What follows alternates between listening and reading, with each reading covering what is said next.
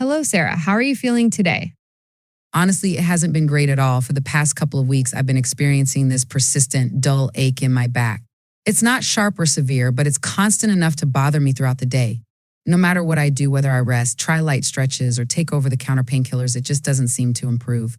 It's starting to affect my daily routine and making it hard to stay comfortable for long periods, especially when sitting or standing for extended durations. I'm sorry to hear that. Can you tell me when it started? Yes, I believe it was about 2 weeks ago. If I remember correctly, I was out in the garden doing some work planting, trimming, and generally tidying things up. At one point, I started lifting some heavy bags of soil, and I think I must have pushed myself a bit too hard without realizing it. The pain began almost immediately after that, right in my lower back. It wasn't excruciating at first, but I definitely felt something wasn't quite right. Over time, it's become more noticeable, and now it's lingering enough to cause discomfort with even simple movements. I see. And can you describe the pain for me? Is it sharp or more of a constant ache? To be honest, it's more of a dull, nagging ache rather than a sharp pain. It's always there in the background. And while it's not unbearable, it's persistent enough to be bothersome. I notice it gets worse whenever I bend over or twist my body, like when I'm reaching for something or turning around quickly. Those movements seem to aggravate it the most, and it makes everyday tasks feel a bit more challenging than they should. All right. Is it affecting your ability to do anything like work or daily activities? Yes, it's definitely challenging, especially when I have to sit for long periods like at work. I work as a secretary, so most of my day is spent sitting at a desk, typing and handling paperwork. Staying in that seated position for hours really seems to make the pain worse. It's not just at work, though it also bothers me at home.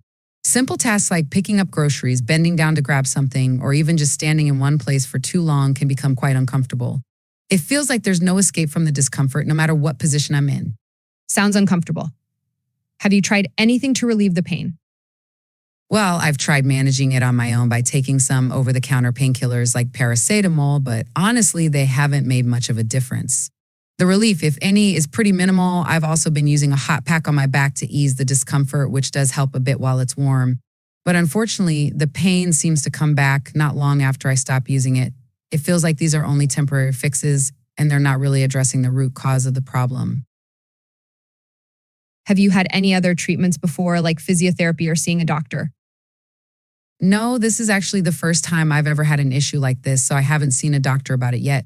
I've been trying to handle it on my own for the time being, hoping it might just go away on its own. I've been using over the counter remedies and some home care, but nothing seems to be making a significant difference so far. Understood. Do you have any history of back problems or any other conditions that could be contributing to this? Not really, back pain is entirely new for me. I've never experienced anything like this before. The only other issue I've had is mild osteoarthritis in my knees, which has been bothering me on and off for about a year now. But honestly, it's nowhere near as bad as what I'm dealing with right now with my back. The knee pain is more of an occasional discomfort, whereas this back pain feels constant and much harder to manage. Okay, thanks for sharing that. We'll have to check this more thoroughly. Have you been doing any exercises or physical activity recently that could have triggered this pain? I do try to stay active, but I wouldn't say I do anything too strenuous. I enjoy walking and I make it a point to get in a good amount of steps each day. In the mornings, I usually do some gentle stretching to help me feel more awake and loosen up my muscles. It's all pretty low impact though, so I can't imagine anything I've done recently that would have triggered this kind of pain. It just seems to have come out of nowhere. That makes sense. We'll take a closer look to understand what's going on and determine the best course of action based on your symptoms. In the meantime, I'll provide you with some gentle exercises designed to relieve the discomfort and improve your mobility. These exercises will focus on stretching and strengthening your lower back and surrounding muscles, which should help ease the pain and prevent it from getting worse. If the pain persists or worsens, we'll explore additional treatment options.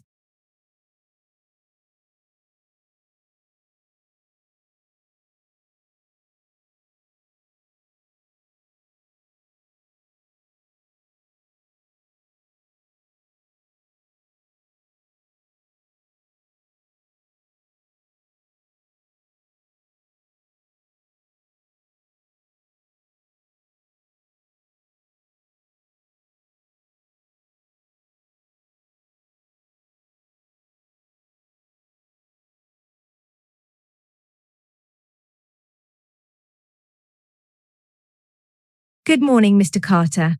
I understand you've been experiencing some issues with your breathing. Could you tell me a bit more about what's been happening? Sure. Over the past month, I've noticed that I get out of breath a lot more easily than I used to. It's become quite noticeable, especially when I'm doing simple things like walking short distances or climbing stairs. Even just going up a few steps can leave me feeling really winded, and I have to stop and catch my breath. It's not just when I'm exercising or doing something strenuous, it happens during normal daily activities as well. I never used to experience breathlessness like this, so it's been concerning to me. I see. Have you had any chest pain or tightness along with that? No, there's no pain, but I do occasionally feel a tightness in my chest. It's not constant, but I've noticed it happens more when I'm active, like when I'm walking quickly or doing something that requires a bit of effort. It's not sharp or severe, but it's enough to make me uncomfortable and add to the breathlessness I've been experiencing. It's hard to explain, but it feels like there's a kind of pressure or heaviness in my chest during those moments. All right. And have you noticed anything else, like a persistent cough or wheezing? Yes, I've been dealing with a persistent dry cough for a while now, and it just doesn't seem to go away. It's especially bothersome at night, which has been making it really difficult for me to get a good night's sleep. The cough isn't productive, there's no mucus or anything, but it's irritating and constant. I've tried drinking warm fluids and even propping myself up with pillows to sleep, but nothing seems to help much. It's starting to wear me down, to be honest. I can imagine that's been uncomfortable. Have you been exposed to anything recently that might explain this, like dust, smoke, or any chemicals? Well, I'm a professional painter, so I'm regularly exposed to fumes and solvents in my line of work. I do make an effort to wear a mask whenever I'm working, especially in enclosed spaces or when using strong chemicals. However, I can't help but wonder if it's not providing enough protection. Sometimes the smell is still quite strong, and I'm in those environments for long hours. I've been thinking that this exposure might be contributing to the issues I'm experiencing with my breathing and cough. That's worth considering. Do you have any history of asthma or any other respiratory conditions? No, I've never had asthma or any other chronic respiratory condition. However, I did have bronchitis a few years ago. It was a bit of a rough patch, persistent coughing, some fatigue, but it cleared up after a few weeks with the usual treatment. Since then, I haven't had any significant issues with my lungs or breathing until now. This recent breathlessness and persistent cough feel different, though, and it's starting to concern me. Thank you for sharing that. Do you smoke or have you smoked in the past? I used to be a smoker, but I gave it up 5 years ago. Before that, I smoked for around 15 years, probably a pack a day during most of that time. Quitting wasn't easy, but I managed, and I haven't touched a cigarette since. I know smoking can cause long-term damage, and I've always wondered if those years might catch up with me eventually. I thought 5 years without smoking might have helped my lungs recover, but with this breathlessness and persistent cough, I can't help but worry it's related to my smoking history. That's good to know. Smoking can have long-term effects on the lungs even after quitting. Have you been able to manage your symptoms with any over-the-counter medications? Not really. I've tried a few things like using some over-the-counter syrup, but honestly, it hasn't made much of a difference. The cough is still there, and it doesn't seem to ease up no matter what I do. It's frustrating because I thought it might help at least a little, but it hasn't. I haven't tried anything else yet because I wasn't sure what would work. All right, based on what you've told me, we'll need to conduct some tests, including lung function tests and possibly an X-ray. In the meantime, I recommend reducing your exposure to any fumes as much as possible. Dr. Patel, Mr. Richards' blood pressure reading was quite high this morning, minus 180 over 110. Should we increase his antihypertensive dosage?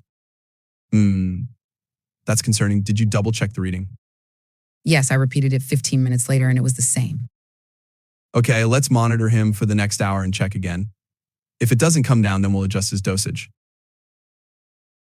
Mr. Jones has been progressing well with his rehabilitation exercises, but he's struggling with the stair climbing routine.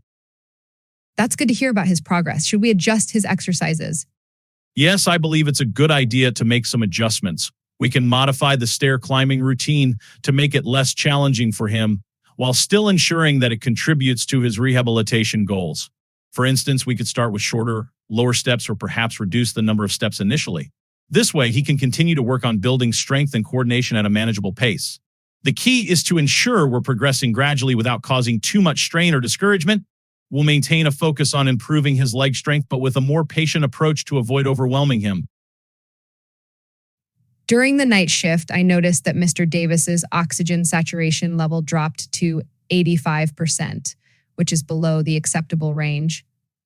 In response, I increased his oxygen flow to 4 liters per minute, and his saturation level then stabilized at 92%. It seems to be holding steady at the moment, but I wanted to make sure you were informed about this change. Good job on making that adjustment. It was the right decision to increase the oxygen flow, and it seems to have had the desired effect on his saturation level. For now, let's keep him on 4 liters per minute and continue to monitor his condition closely. We need to ensure that his oxygen saturation remains stable throughout the shift. If it drops again, or if there are any other significant changes in his condition, please notify me immediately so we can reassess and make any further adjustments as necessary. Dr. Bennett, I wanted to update you on the patient in room 12. She's been reporting increased pain despite receiving her morphine dose 2 hours ago. It seems like the pain has intensified and she's struggling to manage it. I see. How severe would you say the pain is now compared to earlier? She rates the pain at 8 out of 10, which is quite high. She mentioned it feels more intense than it did previously, and she's having difficulty finding comfort even with the morphine administered earlier. Thank you for the update. Given that her pain is still significant, let's administer another dose of morphine as soon as possible to help manage the discomfort. Afterward, we should reassess her pain in 30 minutes to see if the new dose has provided relief. If it doesn't improve, we may need to consider other pain management options or investigate further for any underlying causes of the pain. I've been reviewing Mrs. Lopez's progress, and her glucose levels are still on the higher side, even though we've already made adjustments to reduce her carbohydrate intake. It seems that despite our efforts, we're not seeing the expected improvement in her blood sugar levels. I see.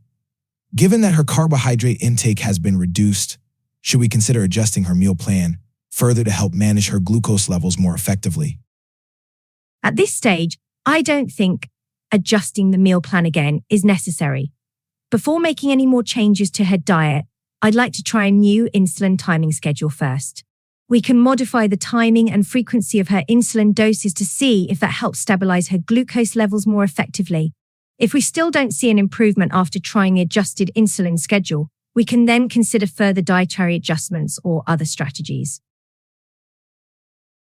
I noticed that the IV line in room 8 seems to be leaking. It's not a significant amount, but there's definitely some fluid escaping.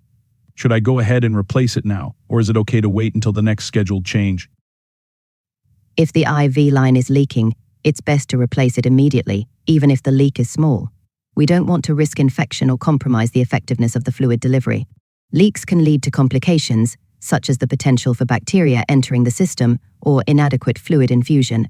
It's better to be proactive and ensure everything is functioning properly to avoid any further issues.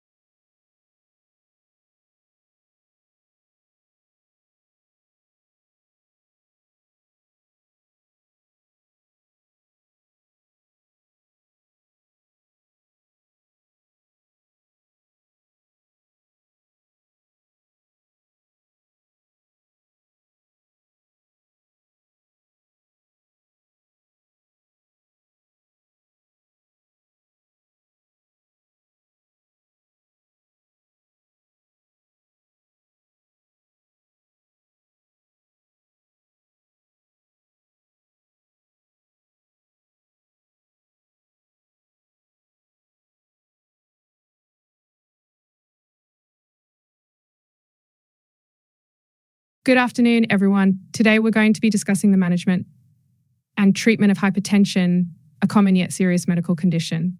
Hypertension or high blood pressure affects millions of individuals worldwide and is a leading risk factor for cardiovascular diseases, including heart attack and stroke. Understanding the causes, symptoms, and treatment options is essential for healthcare providers working with hypertensive patients. Let's start by discussing the primary causes of hypertension. In many cases, hypertension develops without an identifiable cause, which is referred to as primary hypertension. Primary hypertension is often linked to genetic factors, lifestyle choices, and environmental influences. On the other hand, secondary hypertension is caused by an underlying health condition, such as kidney disease, hormonal disorders, or the use of certain medications. Symptoms of hypertension are often difficult to detect, as it is commonly referred to as a silent killer. Many people with hypertension experience no symptoms until complications arise. However, some individuals may report symptoms such as headaches, dizziness, or shortness of breath. It's important to regularly monitor blood pressure levels to detect hypertension early, even in the absence of obvious symptoms. The risk factors for developing hypertension are multifaceted. The most significant risk factors include age, family history, high salt intake, sedentary lifestyle, excessive alcohol consumption, and obesity. Furthermore, smoking and chronic stress can also contribute to the development of high blood pressure. When it comes to treatment, lifestyle modifications are the first line of defense in managing hypertension. These include adopting a heart-healthy diet, such as the DASH dietary approaches to stop hypertension diet, which emphasizes fruits, vegetables, whole grains, and low-fat dairy. Regular physical activity, weight management, and smoking cessation are also crucial in managing blood pressure. For patients who do not respond adequately to lifestyle changes alone, pharmacological treatment is often necessary. The most common medications used to treat hypertension are diuretics, ACE inhibitors, angiotensin I receptor blockers, calcium channel blockers, and beta blockers. Each medication works in a different way to lower blood pressure, and the choice of medication will depend on the individual patient's medical history and overall health. In addition to pharmacological treatment, patients with hypertension should also be educated about the importance of regular monitoring of their blood pressure. This is crucial for adjusting treatment plans and ensuring that the patient's blood pressure stays within a healthy range. While hypertension can be managed effectively, it's important to note that long-term management is often necessary. Even with treatment, many patients will require ongoing medication and regular checkups to control their blood pressure. Lifestyle changes, however, continue to play a vital role in maintaining healthy blood pressure levels and reducing the risk of complications. In conclusion, hypertension is a manageable condition, but it requires a combination of lifestyle changes and, in many cases, medication.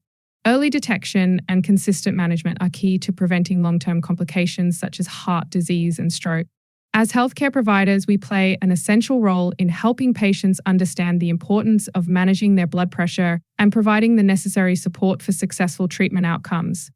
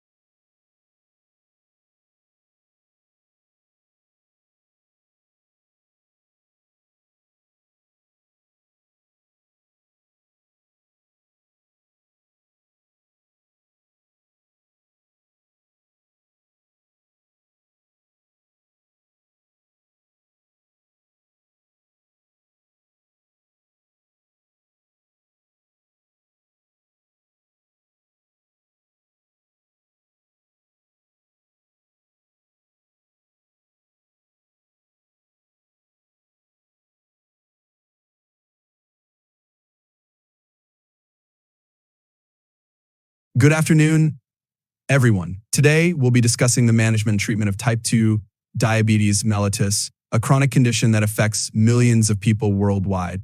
Type 2 diabetes is characterized by insulin resistance, where the body either doesn't use insulin properly or doesn't produce enough insulin to maintain normal blood glucose levels. Unlike type 1 diabetes, which is an autoimmune condition, type 2 diabetes is largely influenced by lifestyle factors and genetic predisposition. Let's begin by looking at the primary causes and risk factors for developing type 2 diabetes. One of the most significant risk factors is obesity, particularly abdominal obesity. Excess fat around the abdomen can interfere with the body's ability to use insulin effectively, leading to insulin resistance. Other risk factors include a sedentary lifestyle, poor diet, especially one high in processed foods and sugars, family history of diabetes, and advancing age. Additionally, certain ethnic groups, such as African American, Hispanic, and Hispanic American populations, are at higher risk. Type 2 diabetes often develops gradually, and many individuals may not notice symptoms until the condition has progressed. Some early symptoms include increased thirst, frequent urination, unexplained weight loss, and blurred vision. However, in the early stages, many people may not experience any symptoms, which is why regular screening is so important, especially for those at high risk. Now, let's talk about the primary goals in managing type 2 diabetes. The main objectives are to control blood glucose levels, reduce the risk of complications, and maintain a healthy quality of life. Managing blood glucose involves both lifestyle changes and, when necessary, medication. The cornerstone of treatment is diet and exercise. Patients are encouraged to adopt a balanced, low-carbohydrate diet that focuses on whole foods such as vegetables, fruits, lean proteins, and healthy fats. Regular physical activity, aiming for at least 30 minutes of moderate exercise most days of the week, helps improve insulin sensitivity and helps with weight management. In addition to lifestyle modifications, medications are often needed to help control blood glucose levels. The first-line medication for type 2 diabetes is typically metformin, which works by reducing glucose production in the liver and improving insulin sensitivity. If blood glucose levels remain elevated despite the use of metformin, other medications such as sulfonylureas, TEAP4 inhibitors, or GLP-1 receptor agonists may be added. In some cases, insulin therapy may be required, but it is typically reserved for more advanced stages of the disease. Another important aspect of managing type 2 diabetes is monitoring blood glucose levels. Patients should regularly check their blood sugar levels to ensure they stay within the target range. A hemoglobin A1C test, which reflects average blood glucose levels over the past 2 to 3 months, is also used to assess long-term glucose control. Maintaining A1C levels below 7% is generally considered optimal for most patients. Aside from managing glucose levels, it is important to address the potential complications of type 2 diabetes. These include cardiovascular disease, kidney disease, nerve damage, and vision problems. Regular checkups and screenings for these complications are essential, and patients should be advised on ways to reduce their risk, such as controlling blood pressure, cholesterol levels, and avoiding smoking. In conclusion, type 2 diabetes is a manageable condition, but it requires a combination of lifestyle changes, medication, and regular monitoring. Early detection and consistent management are essential for preventing long-term complications and ensuring that patients maintain a good quality of life. As healthcare providers, our role is to educate patients on the importance of managing their condition and supporting them throughout their journey.